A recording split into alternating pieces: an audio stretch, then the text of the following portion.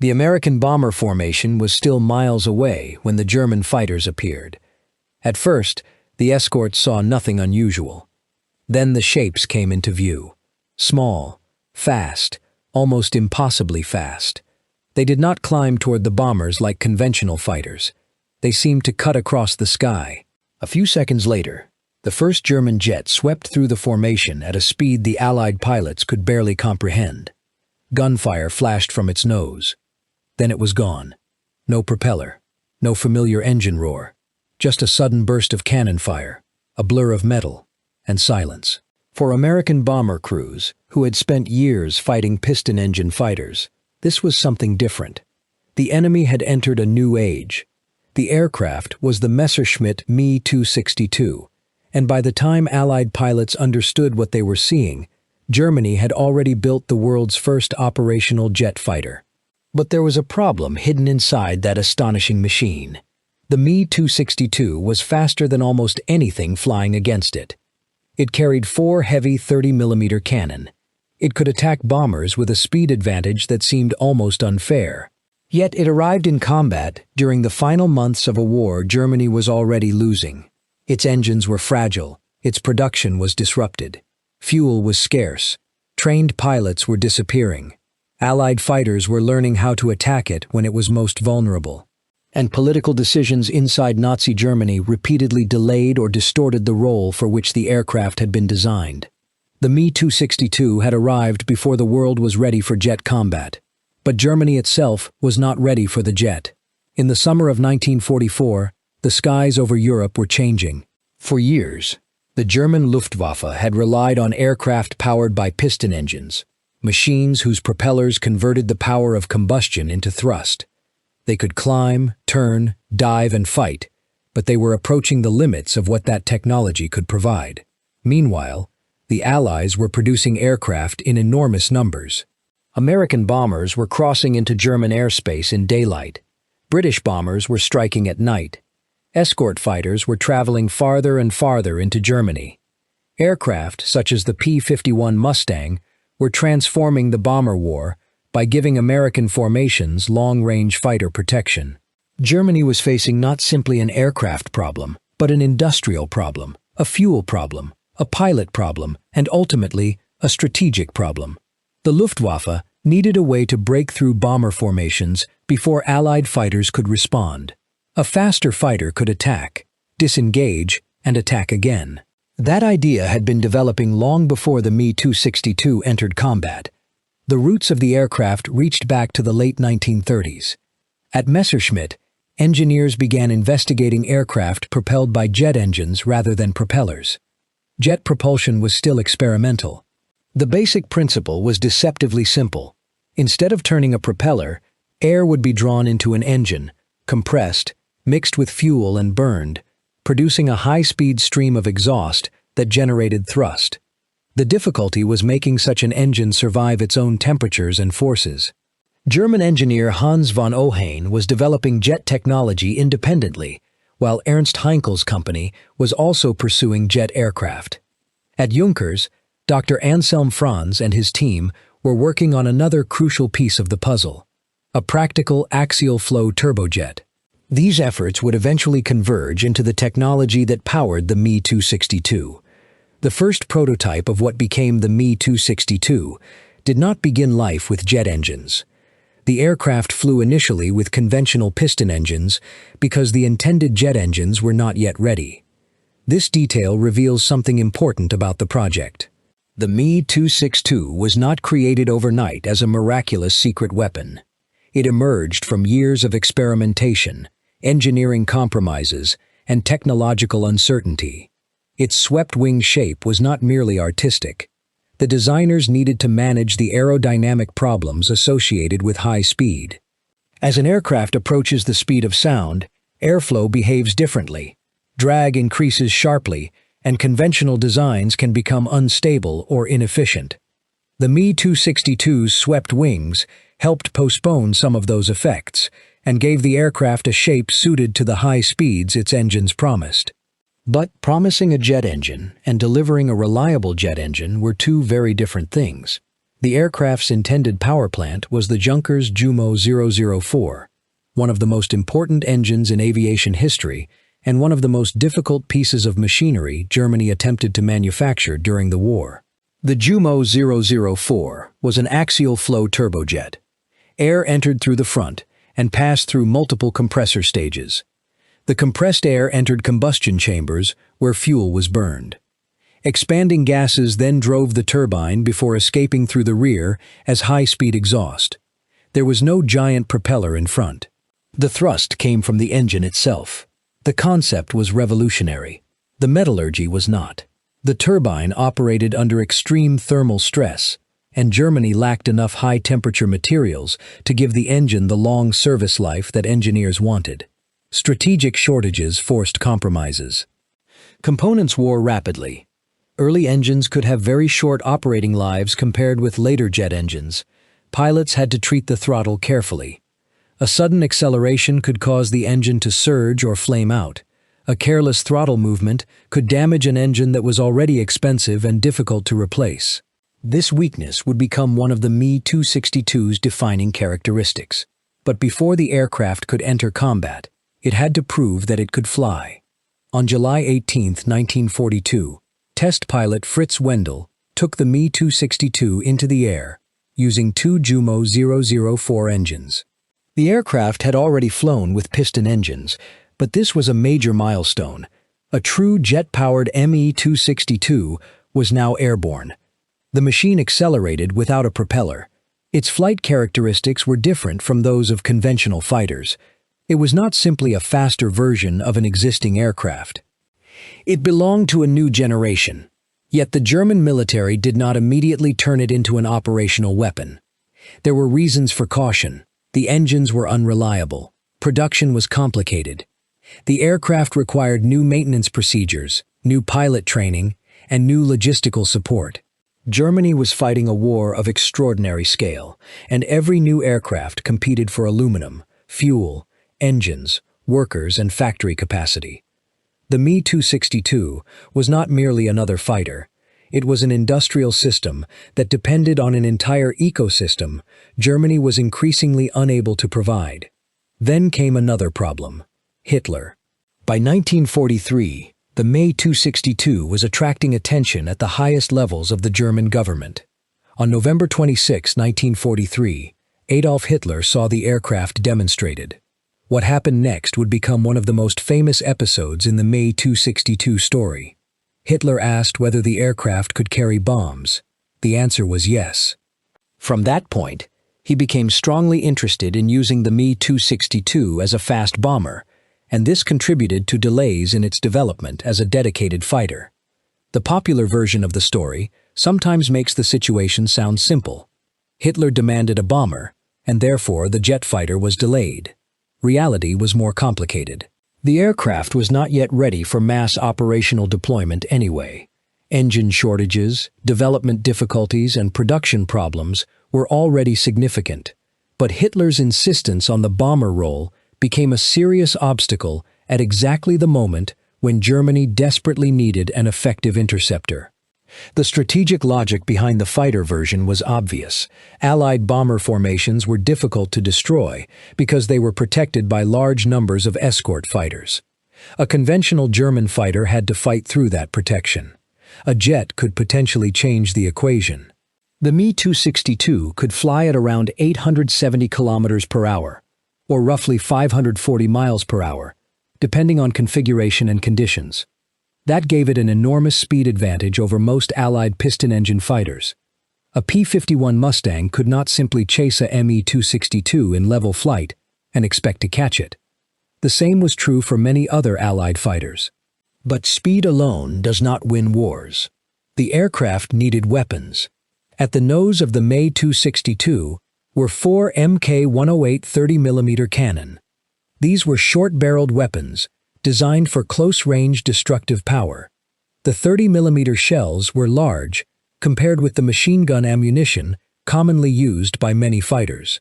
Against a bomber, several hits could cause catastrophic damage. The Me-262 did not need to circle behind a bomber for a long period. It could approach quickly, fire a concentrated burst and escape. Later aircraft could also carry R-4M unguided rockets beneath the wings. These small rockets gave pilots another way to attack bomber formations. Fired in salvos, they could spread explosive warheads across a formation without requiring the jet to remain exposed for long. On paper, the combination was terrifying. A fast jet, 4 heavy cannon, rockets, a frontal attack profile, and enough speed to disengage before conventional fighters could react. But there was another question. Could the pilots actually use it? The Me-262 did not fly like a piston fighter. Its engines responded slowly to throttle changes. The aircraft was fast enough that distances closed rapidly. A pilot who misjudged his approach could overshoot his target before he had time to correct. The aircraft also had a high landing speed compared with conventional fighters, and during takeoff and landing, its jet engines did not provide the same immediate acceleration that a powerful piston engine could provide. The most dangerous part of the mission was often not the attack. It was getting home. Allied pilots eventually learned this. By the summer of 1944, reports of strange, high-speed German aircraft were circulating among Allied intelligence and fighter units. The existence of German jet aircraft was no longer a secret. Reconnaissance, intelligence reports, captured equipment and combat encounters gradually revealed what Germany had built. The Allies responded in the way they often did when confronted with a new weapon, not by producing an identical solution immediately, but by attacking the conditions that allowed the weapon to operate. The Me-262 needed airfields. It needed fuel. It needed trained pilots. It needed maintenance. And it needed to survive takeoff and landing. That last weakness was especially important. During combat, the Me-262 was extremely difficult for a piston-engine fighter to catch. Near an airfield, however, the situation changed. A jet approaching to land had to slow down. Its engines could not instantly deliver maximum thrust. The aircraft became vulnerable during the most predictable moments of its flight. Allied pilots began learning to wait above German airfields and attack the jets as they came in. This forced the Germans to create protection for the Me-262s. FW-190s and Bf-109s could patrol around jet bases and attempt to defend the vulnerable aircraft during takeoff and landing. The jet itself might be revolutionary, but its survival depended on conventional fighters. That contradiction would follow the Me-262 throughout its combat career. The first operational use of the Me-262 came in 1944, with reconnaissance and combat missions preceding the formation of dedicated jet fighter units. Major Walter Nowotny became one of the most famous pilots associated with the aircraft. His unit, Commando Nowotny, was established in 1944 to operate the Me-262 and develop tactics under combat conditions. The transition was brutal. Pilots had to learn a new machine while fighting an enemy that already possessed overwhelming numerical superiority. Some had extensive experience in piston-engine fighters. Others were less experienced and were being asked to master a machine with unfamiliar handling characteristics at speeds far above what they had previously known. And the aircraft itself remained unreliable. One engine failure was dangerous. 2 could be catastrophic. The Jumo 004 required careful handling, and the engines had limited service lives. Germany could not simply build a jet, fly it endlessly, and replace worn parts without consequence. Every damaged engine represented scarce materials, labor, and production capacity. Meanwhile, Allied aircraft were becoming more numerous. This created one of the strangest situations in military aviation history. The Me-262 could dominate an individual encounter. But the war was not decided by individual encounters. Germany needed hundreds, then thousands of operational aircraft with trained pilots, reliable engines, fuel, and ammunition. Instead, it had a sophisticated machine trapped inside a collapsing industrial system. By late 1944 and early 1945, Allied bombing had devastated German transportation networks and industrial infrastructure. Jet production continued, but factories were dispersed, hidden and increasingly improvised. Components moved through damaged rail networks. Fuel shortages became severe. Training hours were reduced. Experienced pilots were lost faster than Germany could replace them. The Me-262 itself was being produced in greater numbers, but the number of aircraft completed did not equal the number available for combat. Some were destroyed on the ground, some lacked engines, some required repairs. Some could not fly because fuel was unavailable, and some were simply waiting for trained pilots. This was not a failure of aerodynamics. It was a failure of the system around the aircraft. Then came another problem that would sound almost absurd to anyone looking only at the aircraft's performance. Germany was running out of oil. The Me-262's jet engines burned fuel rapidly. Synthetic fuel production had become a crucial part of the German war economy, and Allied attacks against German fuel plants severely reduced supplies. A revolutionary fighter without fuel was nothing more than a metal sculpture. Still, when the aircraft reached combat, it could be devastating. In March 1945, General Adolf Galland helped organize Jagdverband 44, an elite jet fighter unit that became associated with some of Germany's most experienced fighter pilots. Galland understood what the Me-262 could do. He had spent years fighting in conventional fighters and recognized that the jet represented a fundamental change in aerial combat. The tactical idea was simple. Do not fight the Allied fighters on their terms. Use speed. Approach the bomber formation. Attack quickly. Use heavy cannon and rockets. Break away. Return at a speed the enemy could not easily match. In theory, it was a nightmare for bomber crews. But the Germans faced a question they could never fully solve. How do you use a superior aircraft when the enemy controls the skies around it? The answer required more than speed. The Me-262 had to reach the bombers. Allied fighters often flew protective sweeps far beyond the bomber formations. They could attack German airfields, strafe aircraft on the ground, and patrol the routes used by German jets. The Allies could also attack the Me-262's weaknesses instead of challenging its strengths. A Mustang could not necessarily catch a Me-262 in level flight, but a Mustang did not need to. It could wait for the jet to take off. It could follow it toward the landing pattern. It could attack the airfield. It could destroy the fuel supply. It could destroy the factories producing the engines. It could kill the mechanics keeping those engines alive. War was becoming a contest between systems, and Germany's system was collapsing. The Me-262 also had another unexpected limitation. Its speed could make attacking bombers difficult. A fighter moving hundreds of miles per hour faster than its target closed the distance quickly. A pilot had to manage the attack carefully. If he approached too fast, he could overshoot. If he slowed too much, he sacrificed one of his greatest advantages. The cannon themselves had limited effective range compared with modern weapons, requiring pilots to get relatively close. The solution was practice, but practice required fuel. Again, the same problem appeared. The aircraft needed fuel to become effective. The fuel shortage prevented pilots from getting enough training.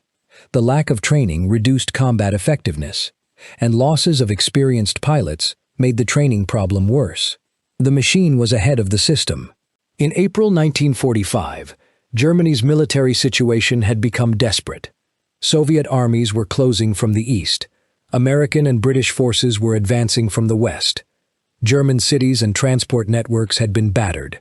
The Luftwaffe could no longer provide sustained air superiority.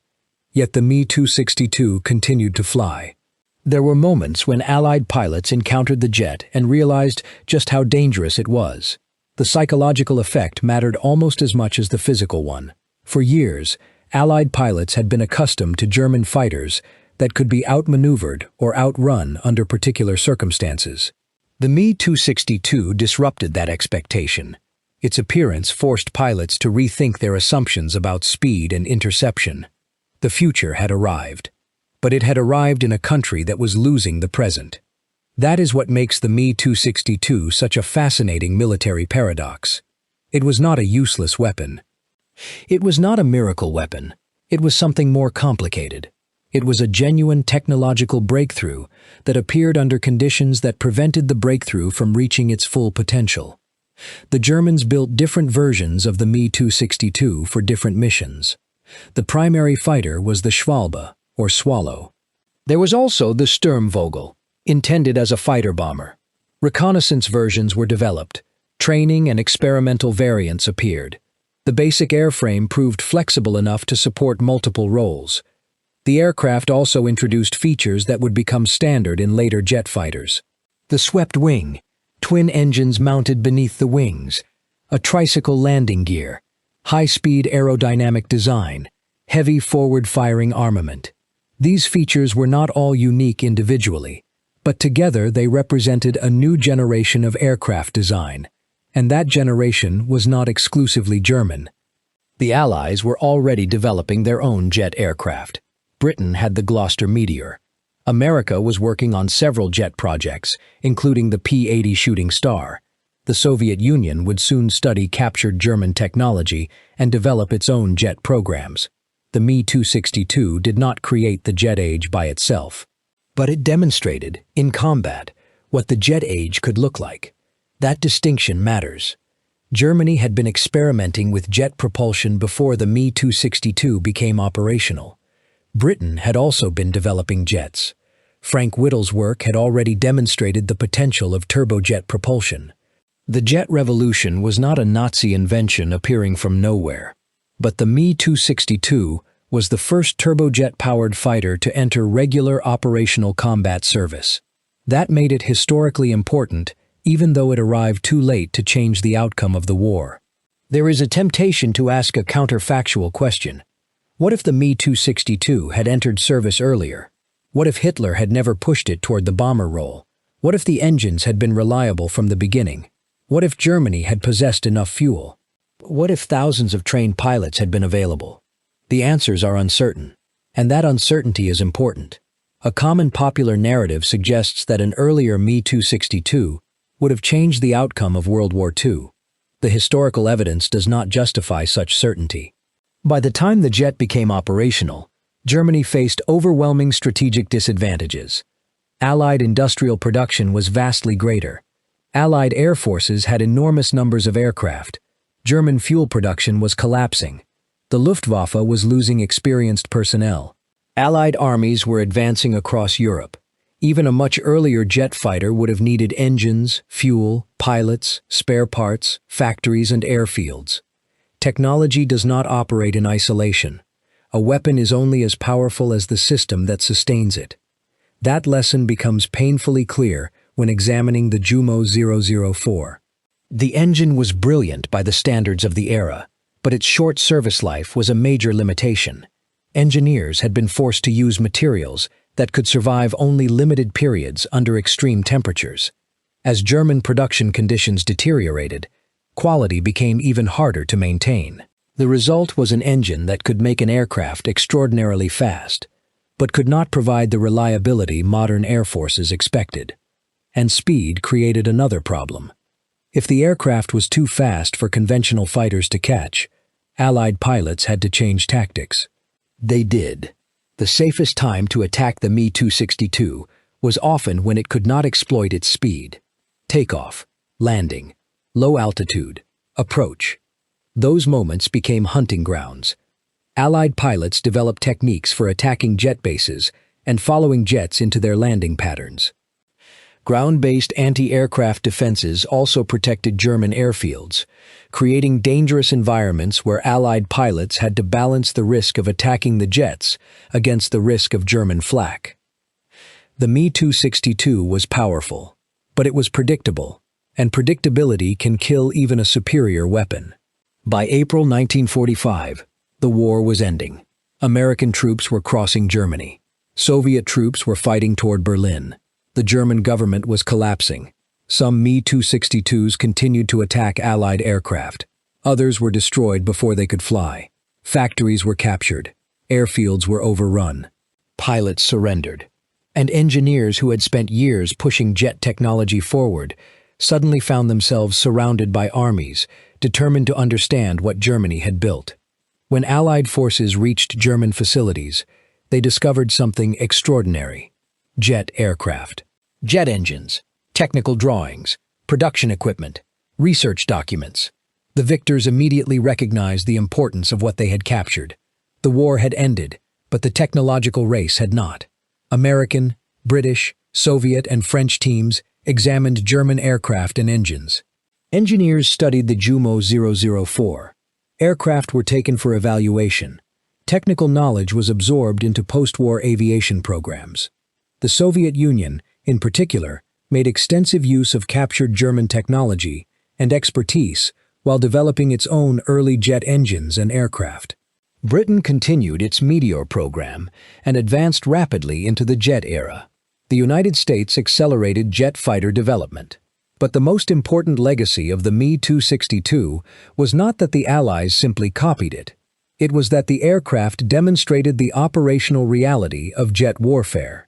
The future fighter would no longer be defined primarily by propeller efficiency. The center of the air war was shifting toward speed, altitude, swept wings, turbojet propulsion, and increasingly sophisticated weapons. Within a few years, jet fighters would become normal. The Korean War would demonstrate what jet versus jet combat looked like when American F-86 Sabres and Soviet-designed MiG-15s fought at high speed.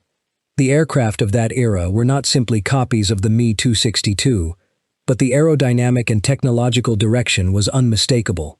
The age of the propeller fighter was ending. The jet age had begun, and the Me-262 had been there at the beginning. But its story contains another human dimension. Many of the men who flew it had spent years fighting in aircraft designed for an earlier era. Some were veterans with enormous combat experience. Others were younger pilots entering combat under desperate conditions. They were asked to fly an aircraft whose potential was extraordinary, while operating in an environment where almost everything around them was failing. The machine could climb faster. It could fly faster. It could strike harder. But the pilot still needed fuel. He still needed a functioning engine. He still needed a runway. He still needed mechanics. And he still needed a country capable of supporting his mission. That is the uncomfortable truth hidden behind many revolutionary weapons. The battlefield does not reward technology simply because technology is impressive. It rewards technology that can be produced, supplied, maintained, trained, deployed, and integrated into a larger strategy. Germany had designed a fighter that looked like the future, but Germany had lost the industrial and strategic conditions required to exploit that future. The Me-262 therefore became both a weapon and a warning. Its designers had solved problems that had seemed almost impossible. They had created a practical combat jet before the war ended. They had built an aircraft that could outrun almost every piston-engine fighter in the sky. They had mounted 4 heavy cannon into its nose. They had created a platform that could carry rockets and bombs and perform several different missions. Yet the same nation that produced the machine could not provide enough reliable engines, fuel, trained pilots, and protected airfields to turn it into a decisive force. That contradiction explains why the Me-262 remained so famous.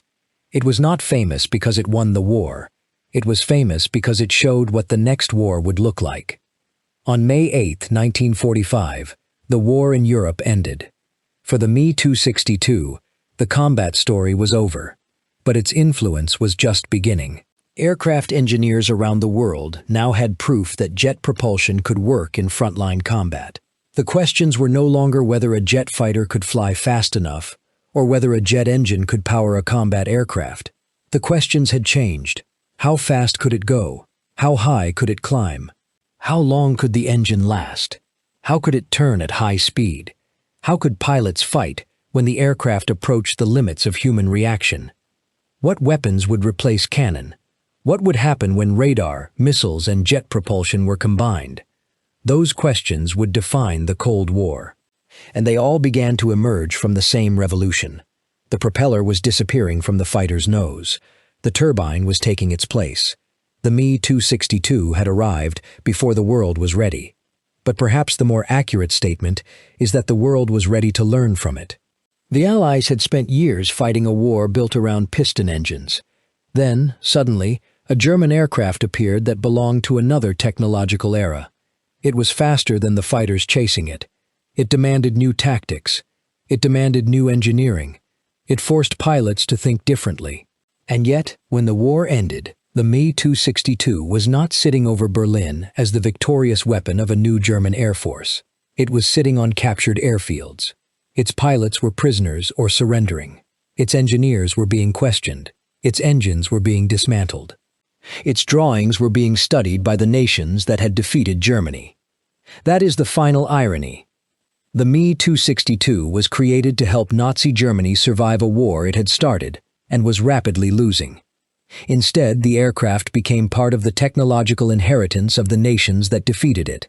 Its greatest victory was not over an American bomber formation. It was not over a British fighter. It was not even measured by the number of aircraft it destroyed. Its greatest historical victory was proving that the age of jet combat had arrived.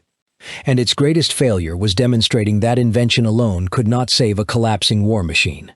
The Me-262 was not too early because its technology was wrong. It was too early because the technology had outrun the system built to support it. The aircraft could move into the future. Germany could not. And when the war finally ended, the machine remained behind as a strange artifact of a conflict that had consumed an entire continent, a weapon designed for one war that helped define the next. The last propeller fighters were already becoming yesterday's machines. The jet was becoming tomorrow's weapon, and somewhere between the burning factories, exhausted pilots, damaged airfields, and fragile engines of 1945, the future of aerial warfare had already taken flight. It was fast, it was dangerous, it was imperfect, and it was the Me-262.